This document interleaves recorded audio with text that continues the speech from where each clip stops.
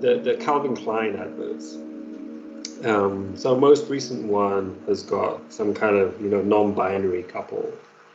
Mhm. One from 2017 or 18 has got a kind of overweight black girl in Calvin Klein's. And then, of course, in the 90s, you had Mark Wahlberg and Kate Moss. Yeah. And well, I think what he was, this cowboy fellow was responding to another right-wing poster. This right-wing poster was saying what went wrong, with our culture, And then the cowboy guy said, the trouble with a lot of right-wing announcers, they don't know that the Mark Wahlberg, Kate Moss led to the other things. What you see in that image is a kind of early stage of what we see in the later images. Yeah, a kind of decline, degeneration. But then BAP came in and said, that's nonsense. Yeah, that Mark Wahlberg and Kate Moss are an aspirational. This is an ideal. So it was a very interesting debate, really, about was this stage of capitalism kind of based, as we might say, Yeah. were these ads somehow representing something of value or not? Um, my That's own an per- interesting. That's an interesting idea because I kind of like my default position would be that we are seeing, if not exactly a decline through those images, at least a devaluation of aspiration, right? yeah, yeah. Yeah. I sort of took the side that uh, what you saw with Mark Wahlberg and Kate Moss, obviously it's glamorous, but there's a kind of dimension, sort of a fake dimension to it, a sort of unreal quality to all those ads from, I don't know, Right. from post-war onwards, really, getting more and more kind of unreal. Mm. And There's a lot of there's a lot yeah, of themes sort of in tension here. Like we want, we think being living in a fantasy land, as Baudrillard suggested, and then more recently, that guy, that writer, I think he was involved in politics in Portugal, Bruno Macias, kind of reinforcing this notion that Americans are living in a fantasy land. But then when we see ads that show realistic bodies, that's bad because it's not aspirational. So there's it requires sort of honing in on what really we're valuing here, because maybe in some cases fantasy land is actually preferable, right? I think it was probably, Yeah. yeah. Uh, I remember, kind of when I was becoming, I don't know, politically conscious as a teenager, finding these images kind of alienating. But Yeah. once you get to the kind of image, the kind of non-binary couple, I think it is now aspirational. I think it's being presented as aspirational, but it's just a different kind of aspiration. And it's a kind of, I would say, worse aspiration from my point of view. That you're kind of, because these are people who are, mutilating themselves. Right. Agreed. Mm. Okay, so you believe that it's less of a kind of almost careless, nihilistic, come as you are body type thing, and more of an aspirational. This actually is a superior body type, and this is what you should do. You should try to gain weight. Etc. It's kind of like presenting the not caring as the aspiration, yeah, like being um, Yeah. indifferent to your body, or being with the non-binary couple. I think it's definitely presenting, queerness and sort of rainbow rainbow politics as an ideal. Um, Yeah. Yeah. Sexual orientation has sort of replaced being skinny, um, as far as what what your image should project. Um, but in the '90s, that skinny body type led to bulimia. What's the anorexia? I Hmm. forget what the difference is between those two, but I know they're similar in some sense. So that wasn't good, right? No, it wasn't. It wasn't. I mean, bulimia is when you purposefully throw up, right? You make yourself throw up. Oh, right, yeah. Um, Bulimia is more like an act, and then anorexia is a condition, maybe. In any case, that's not super important, the difference. But The point But was people were. there's sort of one thing hanging in the air here if we're talking about this over like as a trajectory or as a timeline, right? And you're talking about how the nihilism or the sort of not caring about your body is an aspiration. But like on a long enough timeline, what does this end to? Where does this end up? I think it leads to us experiencing life or consciousness outside of the body. I think it's ultimately the deletion of the body. Transhumanism, I think, is the long arc of this trajectory, and that's something that really does worry me in its early sort of permutations that we're seeing now. Okay, so yeah, that does put 90s to now to sometime in the future on a certain trajectory, right? So 90s. Yeah, be concerned about your weight. Now, be less concerned about your weight, and then ultimately, you're weightless. Exactly. Yeah. I'm saying, people were very body conscious. If we're just using these 3 points of these 3 adverts or whatever as like a timeline, yeah, you're the most embodied in the 90s, and that to me seems to be atomizing and sort of pixelating away. We're sort of getting away from that into not having a body. Period. Yeah. I agree with that. Yeah, and this is a kind of a theme that I touch on sometimes. Dematerialization. So I think you can see, I don't know, it's strange, but I can see with younger people that they just don't really think about reality in the same way, in the same sense of, I don't know, facts, which you need to find out, let's say, some kind of data, which you need to get hold of to understand something. So, Baudrillard called this the death of the reality principle.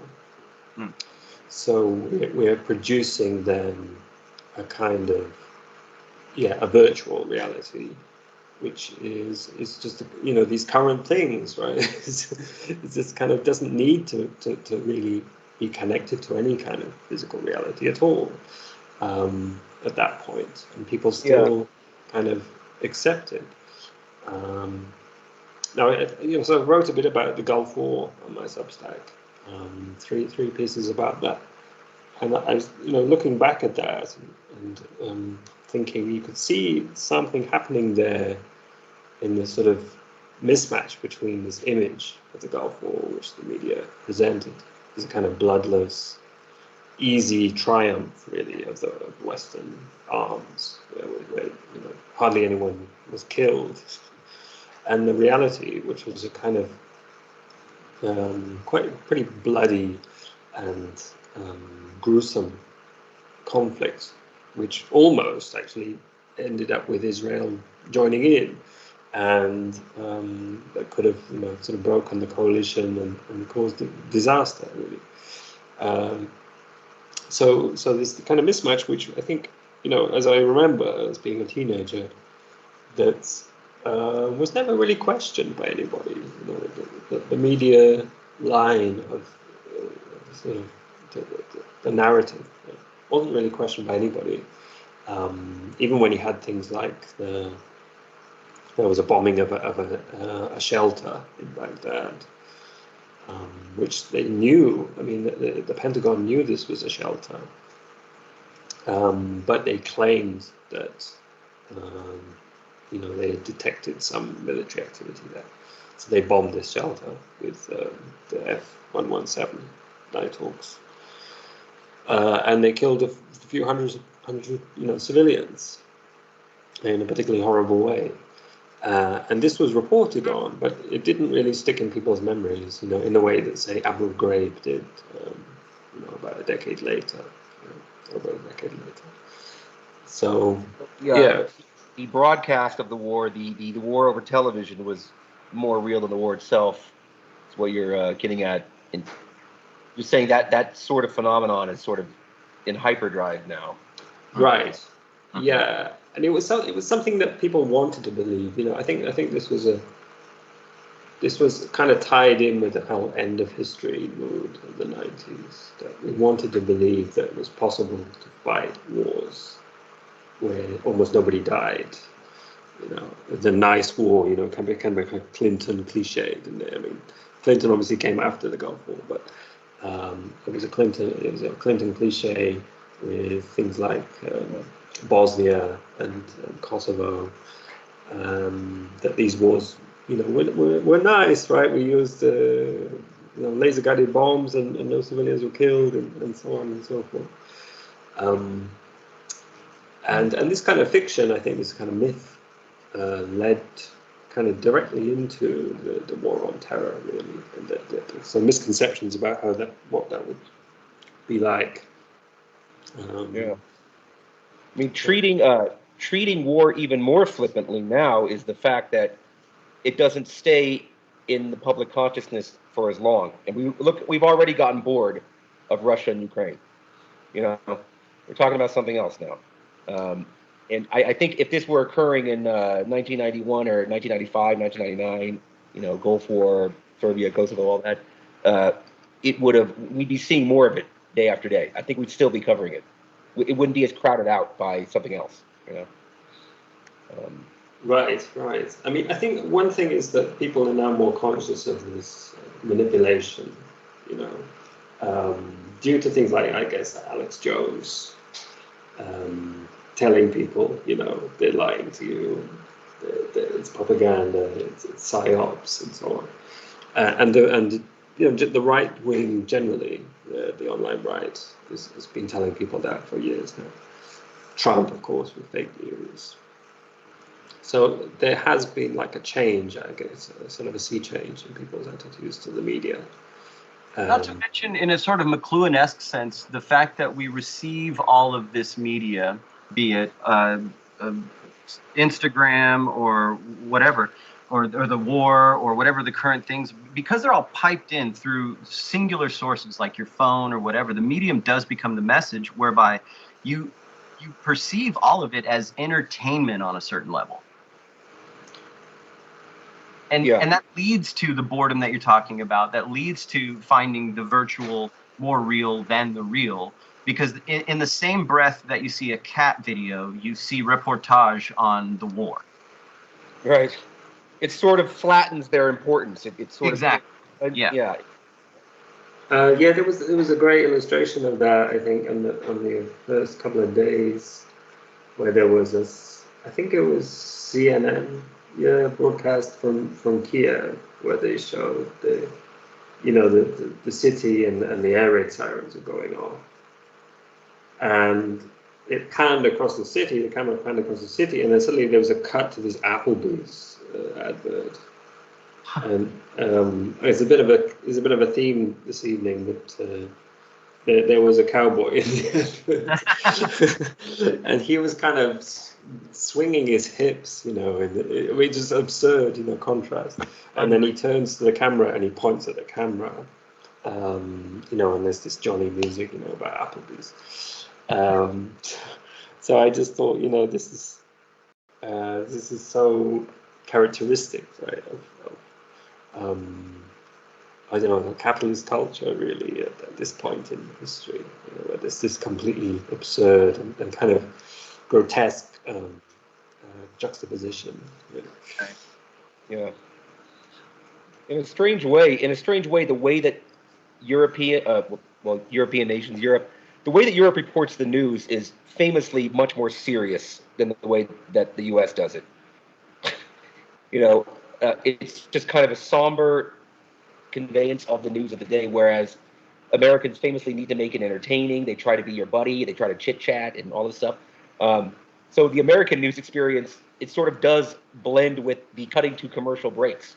It's like banality to banality, whereas Europe, there's sort of a distinction. I don't know what it's like to be watching BBC on some evening or whatever, but going from their relatively more serious news to a commercial might feel jarring, whereas here you go from an infotainment style news broadcast to an infotaining, more entertaining commercial right away.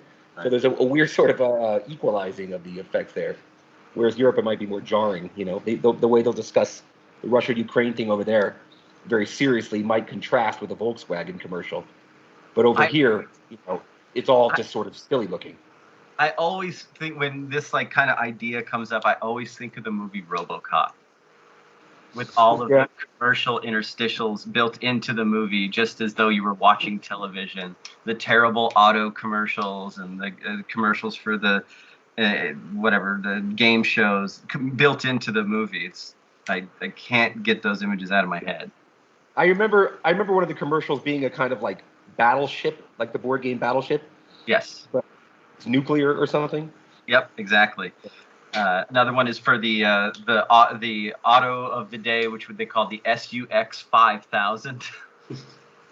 Oh, also, wasn't there sunblock which may cause cancer as well? So, yeah, RoboCop is terrific. You know, I watched it. I think last year for the first time in many years, and I just thought, you know, it is pretty prophetic, to be honest.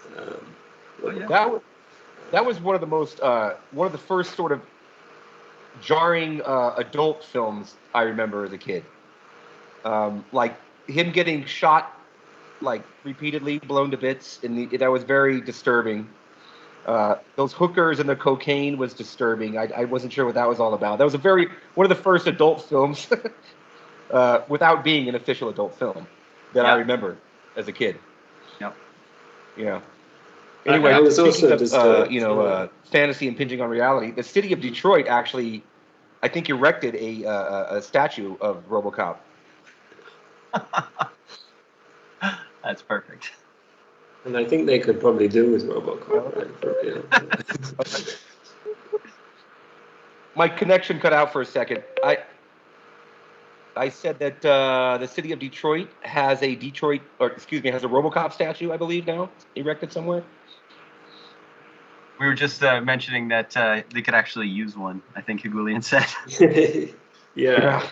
It's a little sad in a way that, you know, Detroit's profile has diminished so much since basically the 80s that, you know, getting everyone to keep RoboCop in their minds, keep it top of mind, keep that in circulation, helps keep them discussed or keep them in the public consciousness, because and so I could see them being sort of thirsty for a RoboCop statue in a way that San Francisco is not thirsty for, you know. I can't believe I can't think of one thing. I don't know. Follow me to San Francisco. Bullet, was it? Whatever. Didn't that take place in? Oh, sure, Bullet. Yeah. Yeah. Right. Also, Dirty Harry, which is about 1,000 million miles away from their politics now. That's something we'd really rather not think about.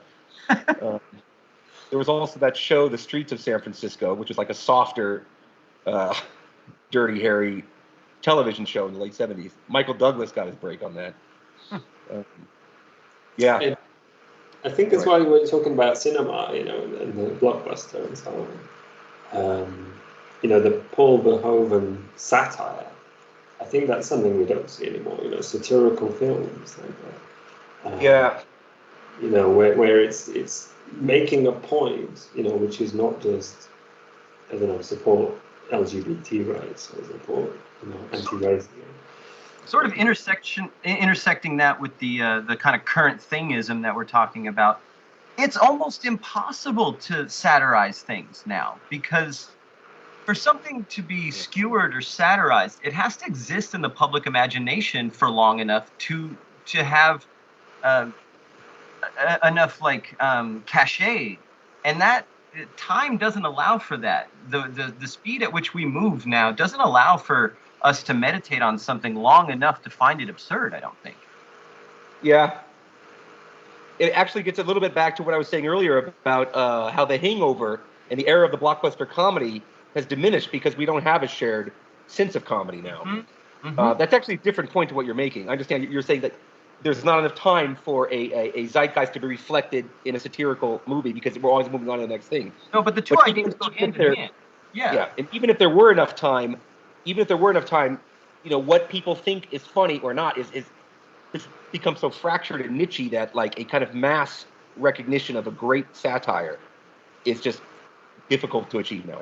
Yes, agreed. But what you do see with satire, you know, like say the Babylon Bee, for example, is that it very often gets taken for reality, for true articles. Well, Babylon Bee is satire for the right, though, is it not? Yeah, yeah. See, that's what I mean. Like, where is the satire for everybody? I mean, certainly there's got to be things that are like really, really superficial that we can all agree on, but like something more substantive form of satire is getting difficult to get everyone on the same page to recognize it as valid, you know? But I think like it's like if you're taking satire for reality, it means that we now expect reality to be extreme, right, and to be completely absurd, really. So it happens very often, where this article is, some ridiculous article is shared as reality, and I think this is one thing that things like outlets like the Babylon Bee exploit, really, that they think about how can we make a satire which is maybe could be taken for reality, just about. So, Yeah. I do see those posts shared unironically as news pretty often. Yeah, exactly. I think that's something different to something like RoboCop, right? Which is obviously, if you saw an ad from RoboCop in isolation, at any time, really, certainly in the 80s, you would know it was not real. Yeah. Exactly. Yeah. Yeah. I mean, something like the Johnny Depp Amber Heard case. Enough people were all paying attention to that for, a sort of at least lightweight satire to be created around it without alienating one group. The Heard people or the Depp people, whatever.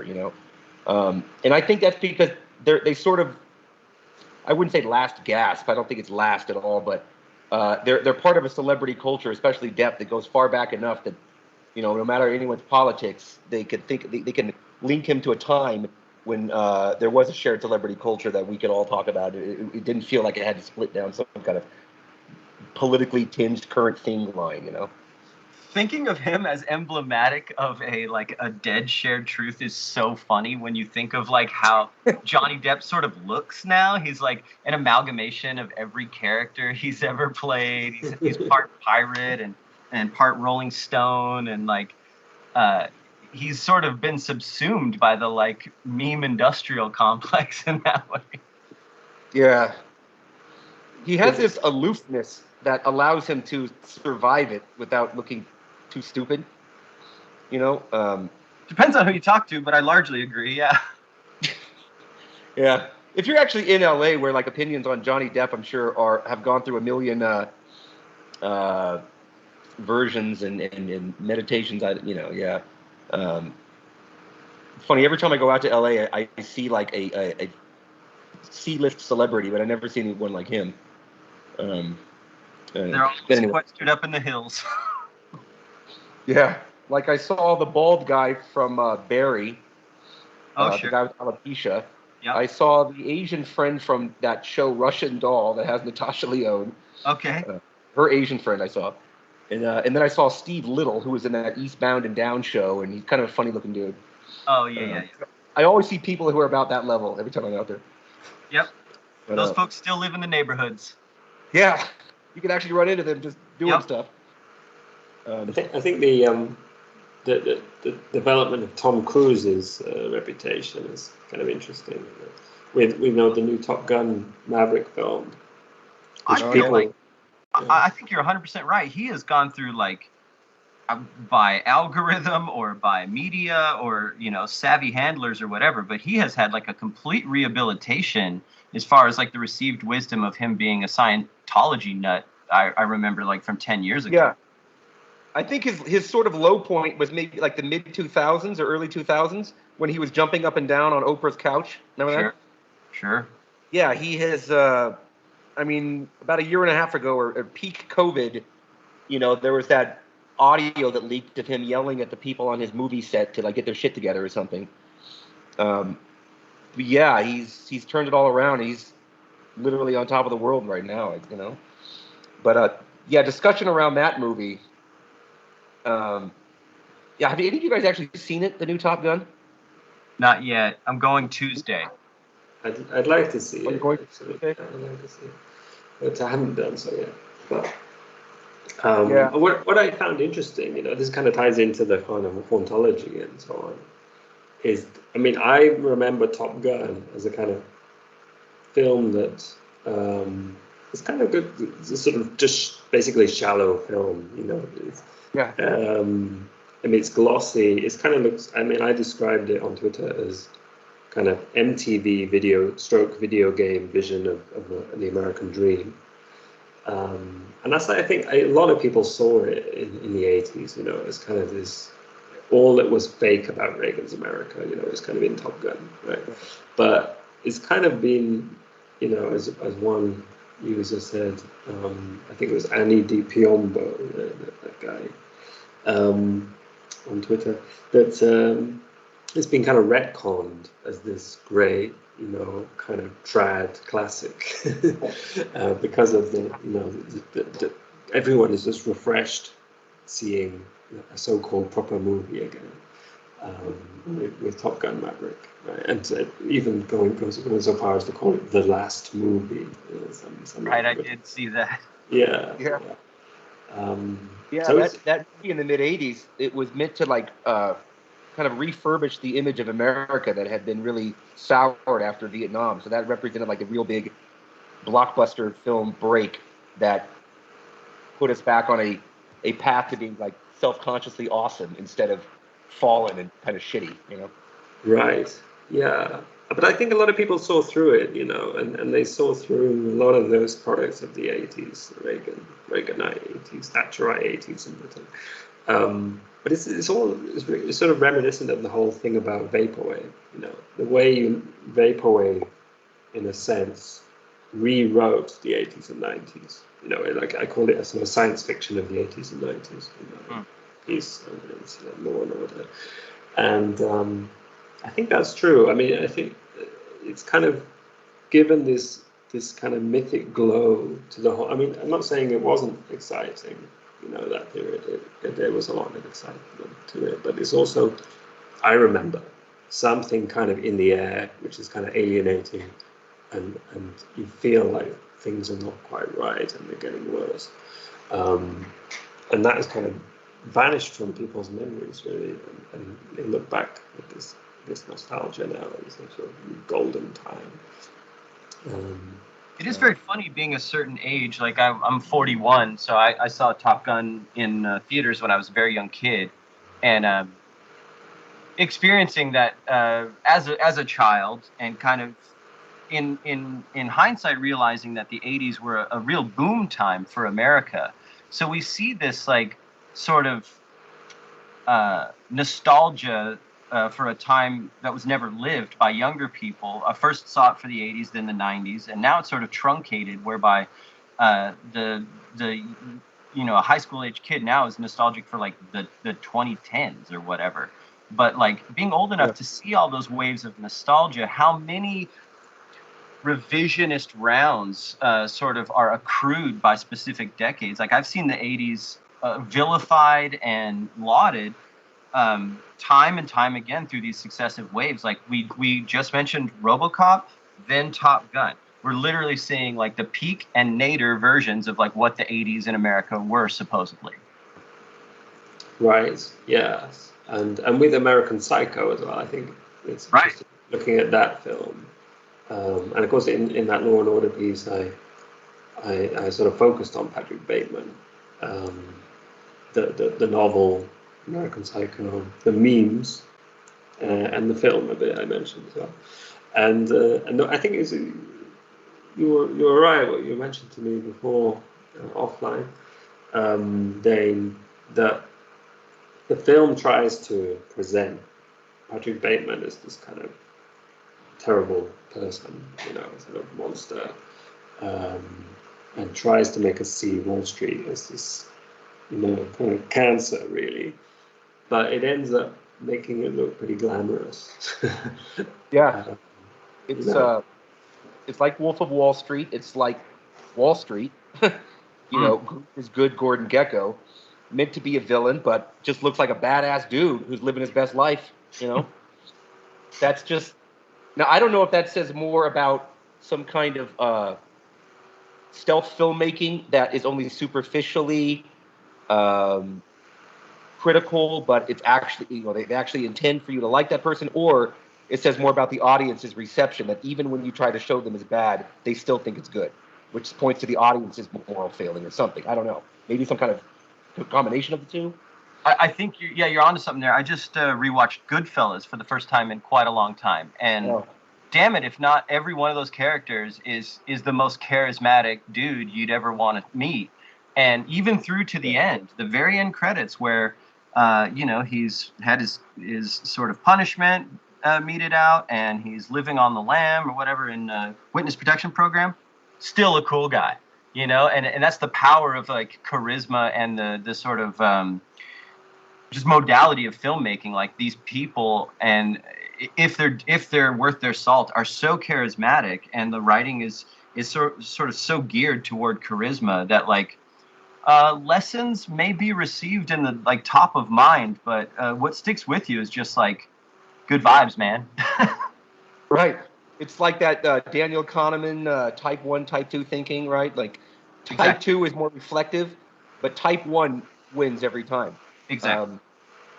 Now, if like you take a cross section of Americans, say 100 Americans, and make them have to stay in a mine like those Chilean miners for 33 days and get along, we can all get past type 1, but we don't live in that society. We live in one where we're just bombarded with symbolisms and archetypes and avatars all the time. It just keeps charisma and celebrity with like a lowercase c, just in a state of top dog, really. Right, and with like Patrick Bateman, I mean, you can see in the way he's kind of mean Giga Chad, right? Right, and it's always something he's always more presented current. Better Call Saul. He's cool, and we get to see him in his personal life with something of a legitimate relationship, a sweet relationship, but he's still conning people all the time. And and I guess I'm risking spoilers a little bit, but he's in this tussle constantly with this other guy who's a lawyer who doesn't engage in as much duplicity. But it's that guy who's bad and Saul Goodman who's good. And it just says something about how charisma, cleverness, intelligence is all prioritized because just sort of simple bourgeois morality is just not interesting, Right. Right. I think part of the reason those series are popular, like Better Call Saul, is we can kind of live out our fantasies, right, vicariously, of cheating, and getting one over, but also I think of using our skills, right. So we have a word in Poland actually, which is kombinowanie, right, and if you engage in kombinowanie, you're kind of like pulling a fast one, and that is so common in Poland that we have a word, especially for that. So, I love that. and people feel that there's a kind of there's a skill involved there, right? There's something admirable to somebody, with somebody who can do that. But I think we all have, kind of mixed feelings. We have mixed feelings about someone like Patrick Bateman or Saul Goodman. That part of us admires Saul, and part of us thinks, he's what's wrong with society, right? So, and even Bateman, that's on some dark level, we admire Bateman because he can do these things and get away with them, and he has this great standard of living and so on. So I think, we always have these kind of mixed emotions about things, which I sort of mentioned that with regard to Fernando Pessoa, the Portuguese writer, who had something like 70 heteronyms, different characters he wrote as, the pen names he wrote under. All of them have had different opinions and different personalities, and he was just being kind of honest in a way, about the human condition, that we are not, as all of a piece. We're not just like a coherent individual, really. It took me a while to get to understand that, to be honest. And I think a lot of us never do really understand that, and we sort of beat ourselves up about the fact that we are, kind of mixed up combinations of things. Yeah, there is that notion that, in a very real sense, like you 5 years ago is not you now. Like there's an intertemporal self, right? It's just you really are not the same person. And, your DNA suggests you are, but we're talking philosophy, not biology. So yeah, you're. It's funny, like that kind of thinking has been used to sort of undermine classical liberal notions of property and contract. You know, you're not the same person you were 5 years ago, so whatever you agreed to then, you shouldn't be bound to now. Of course, it's totally impractical, but I mean, and I wonder if that kind of insight, that insight might be being lost now, because we don't tend to go back very much and look at what we, let's say, wrote down, 5 years ago. People used to write, keep diaries, keep letters. Now, maybe you have a Twitter account, but a lot of Twitter accounts get suspended. And those tweets are gone. So people are not really reviewing, their past opinions, I think, anymore. when someone's Twitter account is suspended, and then they're not suspended anymore, is all of their tweet history just gone? I don't know, actually. I'm not sure. I've never been based enough to get suspended, so I don't know.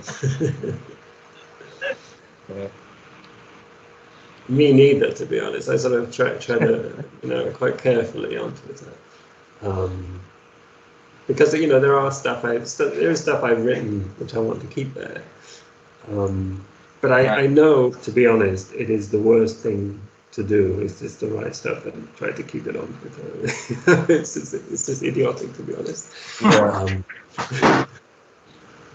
At least put it on a blogging site, and also keep backups, I think, of everything. Yeah. Don't trust your work to the overlords. Or don't entrust your work to the overlords. Right. Yeah. But the kind of overlord thing, this is something I think about more and more, really, that we are all kind of at the mercy of small groups of people, really. Whether it's BlackRock, which has got now vast swathes of the housing market in America. Now this doesn't really come to Poland yet, but I think it's gonna arrive, this kind of thing. Call it rentier capitalism. I think Marx talked about this. Where you've basically got rentiers, kind of property owners, or can be owners of any kind of thing which can be rented out, and that's their main income, really. So they're just kind of squatting, there's a squatting in society, collecting rents, and they're not really contributing anything to society. It's like we're seeing the rise of big squat. Yeah. It's I mean, I remember when Airbnb was being criticized for encouraging people to turn apartment buildings into hotels, somewhat longer term hotels. That is now overrunning a lot of cities in a way that I think makes it sort of valid, that criticism. In the same way that social media censorship or whatever used to be sort of here and there, or I'd say the concerns around private sector censorship were sort of fleeting and disparate, and now it's such a phenomenon that I think it warrants concern. So both of those things should be sort of leftist concerns, but only one of them is considered a leftist concern. The one about Airbnb or BlackRock and stuff. But I think they both are valid, and yeah. But of course, that gets into a conversation about people who criticize woke capital. In my opinion, are about 90% leaning on the woke part. There's not that much of a criticism of the capital part. and the way that people's day-to-day material existences don't really intersect too much with wokeness. But the plain old, scarcity of housing or lack of rent control, however you might want to characterize the problem, these things really matter more. And yeah, I don't know. I look at people who criticize these things, and I try to sort of infer what their class situation must be. So if they're talking a lot about woke, well, they must be sitting pretty. If they're going to be talking about, if they're primarily concerned with blue-haired cat ladies, well, they must be doing pretty well financially. But I don't really see a connection. It seems to be all over the place, and I guess it just comes down to quirks of personality. I see plenty of poor white guys who are much more concerned about evergreen university than their own ability to find steady work. So yeah, I think the trying to suggest that people's opinion on this can be drawn back to their class. I think it probably holds it at a broad level, but getting back to the current thing of one discrete event after another, I only see discrete people after another, so I can only have this sort of running tally in my head of the individuals I've seen lately and what they think about it, and I don't see a connection between class and a sense of woke urgency or not. There is a connection though between like the class culture connection is sort of apparent here though, because like you say, so many people who should be way more concerned with their material position becoming like focused on these other things, and the two are certainly hand in hand when culturally the right tells us that like you are gonna make it. You're just a lot of us think that we're all temporarily embarrassed millionaires, and through enough hard work and enough perseverance, we're gonna be okay. So I'm not gonna bitch about my class position because that makes me look maybe like I'm not a hard worker or whatever. And that's class. You're a loser. Yeah, exactly. Yeah, people don't want to be painted as a loser, right? Right. So yeah, I think the word loser or sort of does for the right what racist does for the left in some sense. If you feel like you're primarily under the gaze of the left, what you dread is being called a racist or a sexist. Right. If you feel like you're primarily under the gaze of these sort of, the mainstream of the American conservative, which is pretty libertarian tinged, you're afraid of looking like a loser. You're afraid of looking like some kind of, if you're not making enough money, what you haven't, what you don't read Wall Street Bets, you're not making enough money in crypto yet. What's wrong with you, right? Right. Okay. And I think we talked about talking about the lack of interest in, let's say, BlackRock and so on. What's going on there, with this rentier capitalism? I think it's tied to this dematerialization, which I mentioned before. If you, for example, go back and read, let's say, Mike Davis' City of Quartz, 1990, terrific book. Full of data, about sort of economics and politics in LA around, the kind of late 80s period. And that was kind of bread and butter for the left, up until a certain point. I think even though when Davis was writing that, even then it was becoming it was becoming a sort of a more of a niche thing, among leftists. Like, so Davis was this classical Marxist. Yeah, he was interested in that. He was completely focused on that. His writing style is incredibly, I don't know. It's got this great precision, this kind of no nonsense focus on these economic issues. And I think that's one reason the book was such a hit, really, because it was kind of like a blast from the leftist past.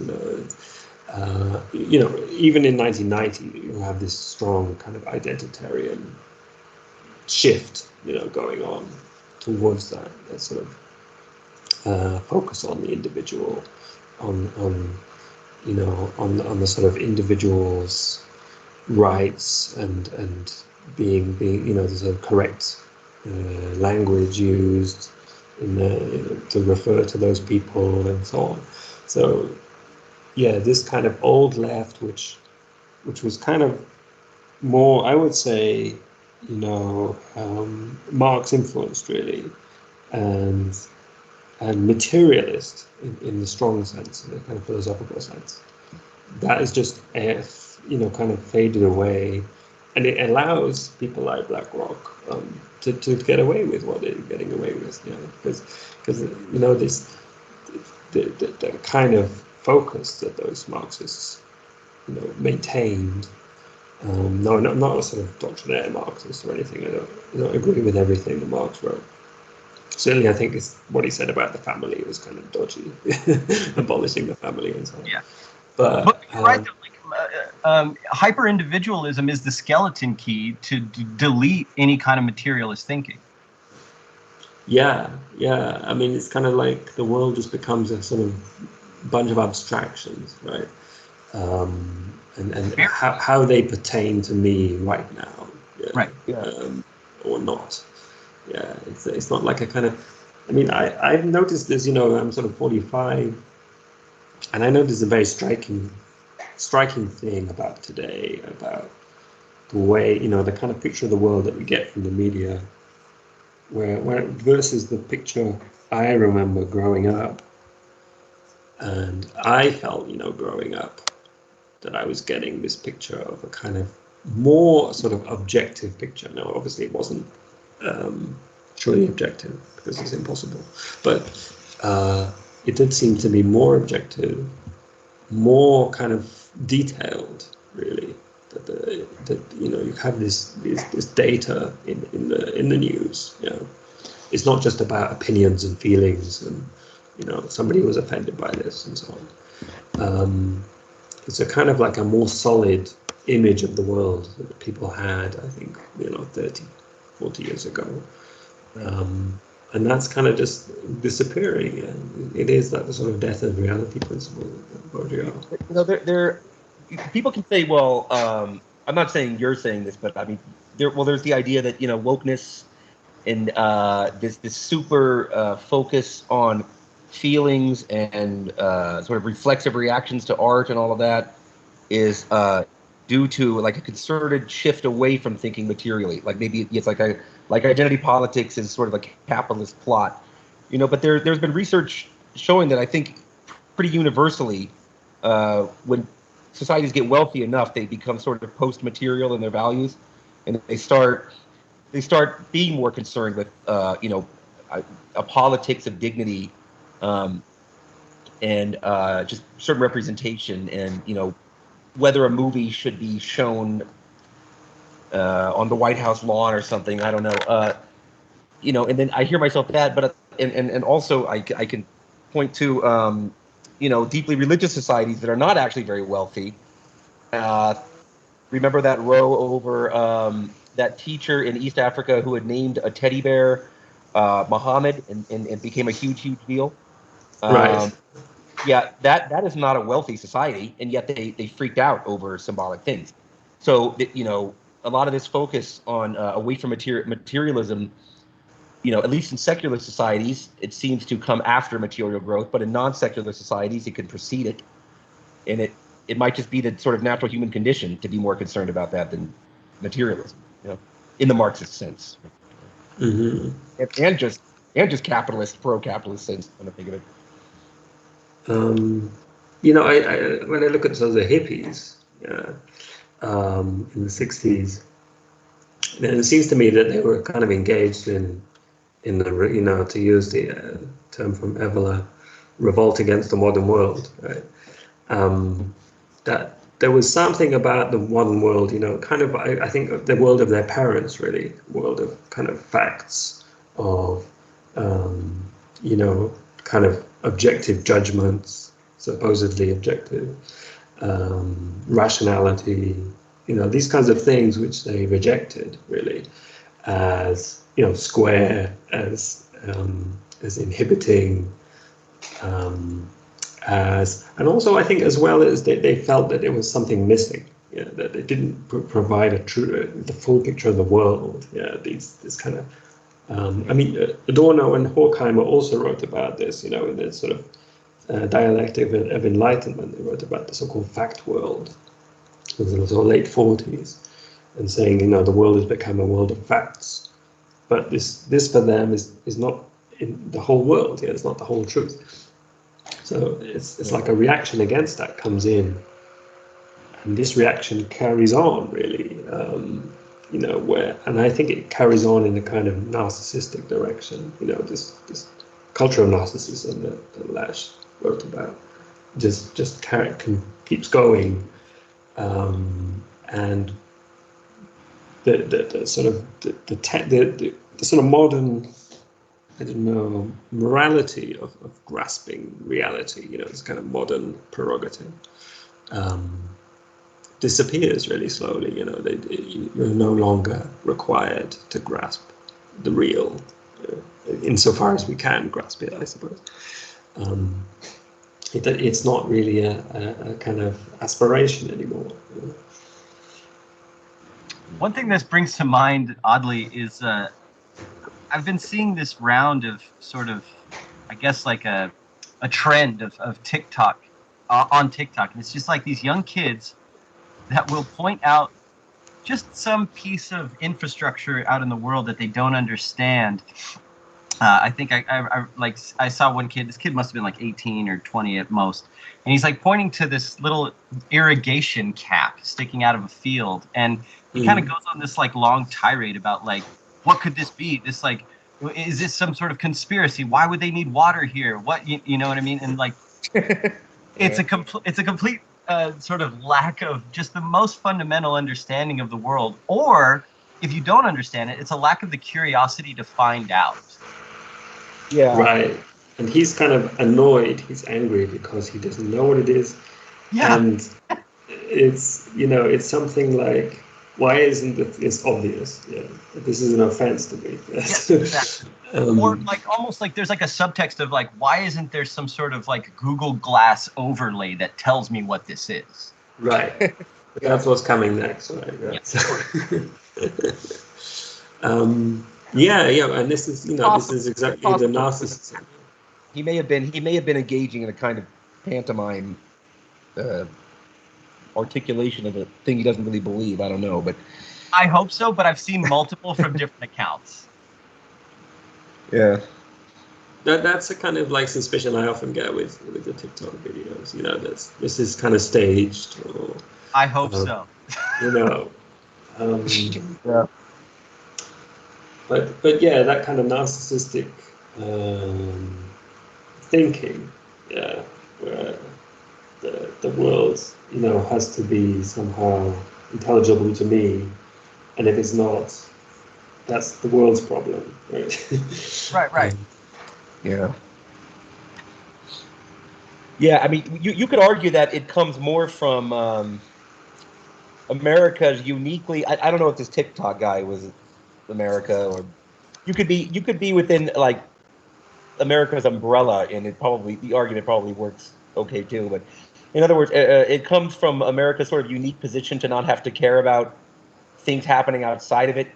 It's also sort of comfortable and self-referential, and as long as we know that people are like quietly working in the background to deliver water and make sure the boring infrastructure stuff is happening, and they still generally are, although California is sort of falling apart in slow motion.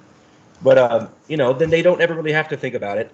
Of course, what I just said about infrastructure immediately pivoted from the point about America's unique position.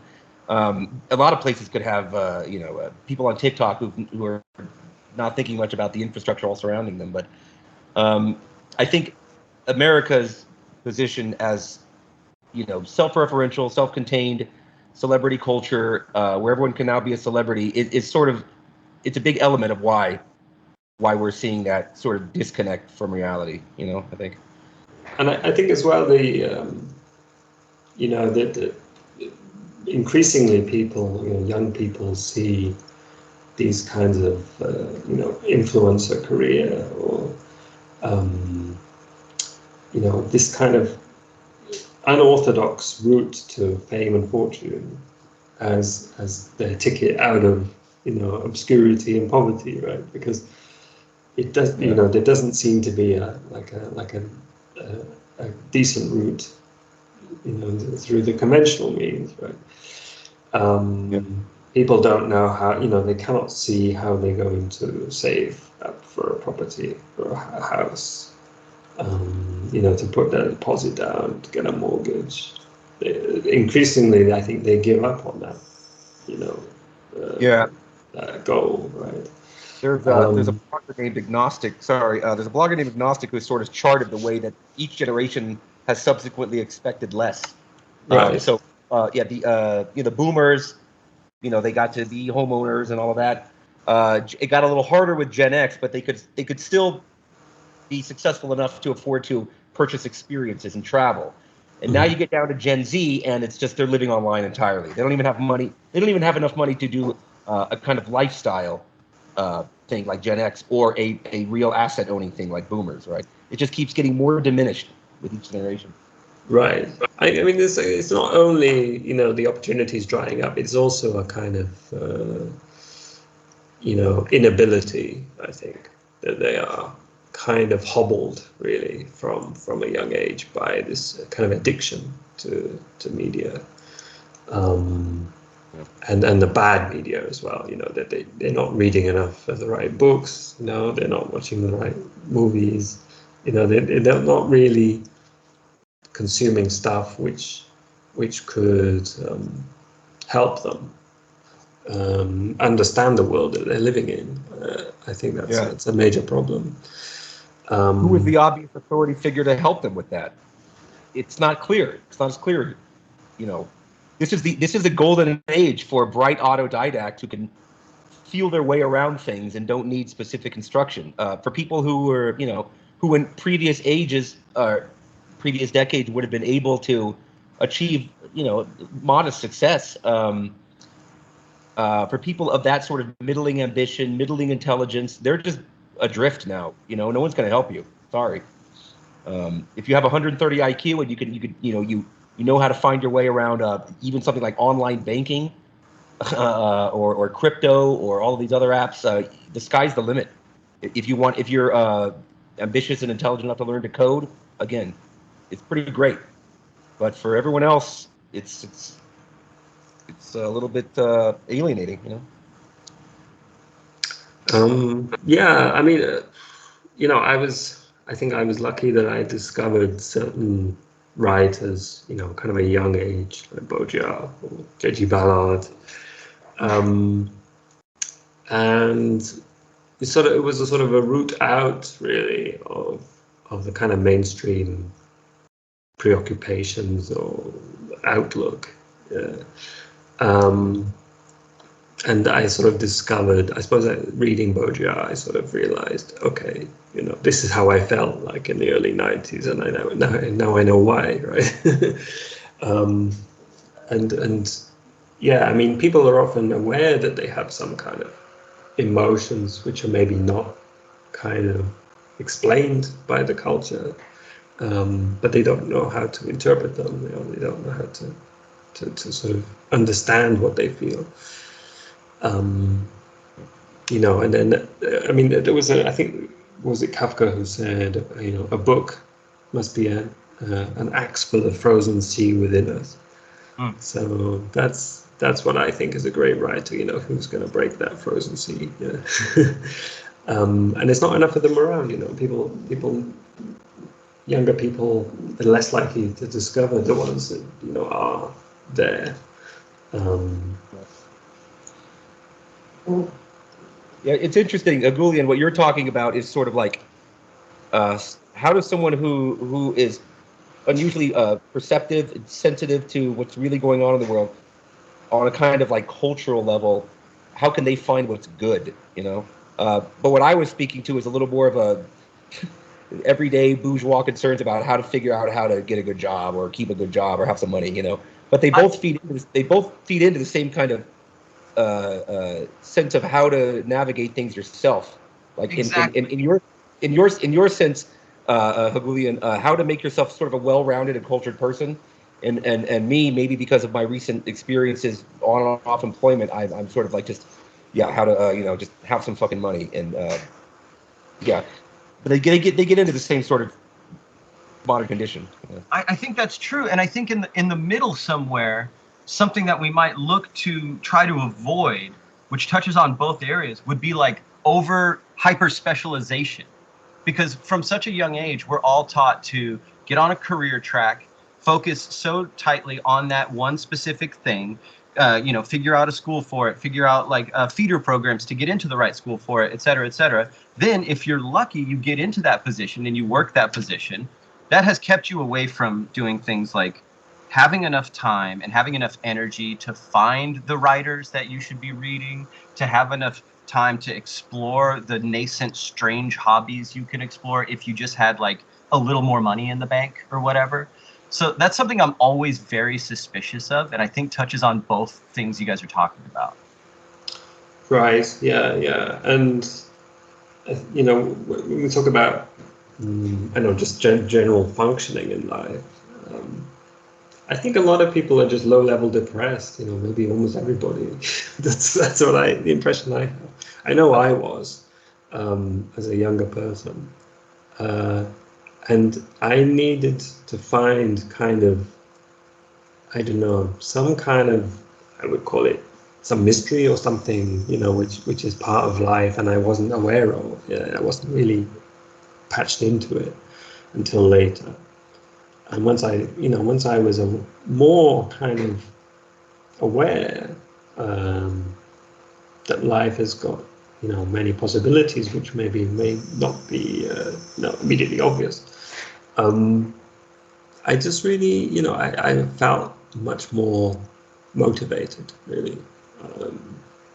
That mirrors my experience almost perfectly. Like, I don't think I experienced any kind of re-enchantment in the world or like excitement about mystery until, I don't know, 4 or 5 years ago, when I